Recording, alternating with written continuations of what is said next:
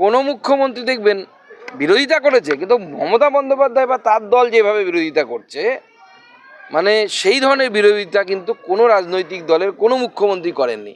শুধুমাত্র মমতা বন্দ্যোপাধ্যায় করছেন, কারণ তারা যেতেই হচ্ছে এই ফেক ভোটিংয়ের মাধ্যমে। দেখুন, ছোটোবেলায় গল্প পড়েছিলেন বা শুনেছিলেন যে রাক্ষসের প্রাণ, পুকুরের মধ্যে একটা তাল গাছ আছে, সেই তাল গাছের মধ্যে ছোট কৌটো আছে, সেই কৌটোর মধ্যে একটি ভোমরা আছে, সেই ভোমরার মধ্যে রাক্ষসের প্রাণ থাকে। তো তৃণমূল কংগ্রেসের এই সরকারের প্রাণ বা সরকারের টিকে থাকার প্রাণটা ওরকম ভোমরার মধ্যে আছে। সেই ভোমরার নামটা হচ্ছে ভোটার লিস্ট। মৃত ভোটার, শিফটেড ভোটার, অর্থাৎ অন্য রাজ্যে চলে গেছে এরকম ভোটার, এবং বাংলাদেশ থেকে আসা বা মায়ানমার থেকে আসা রোহিঙ্গা মুসলিমদের ভোটার, বাংলাদেশি মুসলিম তাদের নাম। তো স্বাভাবিক, যখন ওই ভোমরাকে মারা হয়েছিল, রাক্ষস মরে যাচ্ছিল, তো চেঁচামেচি করছিল রাক্ষস। তো সেরকম তৃণমূল নামক রাজনৈতিক রাক্ষস চেঁচামেচি করছে, কারণ তার প্রাণ ভোমরাটাকে নির্বাচন কমিশন ধরেছে। সেটাই আমি বলছি। তো তার কারণ হচ্ছে এসআইআর তো গোটা দেশে হবে।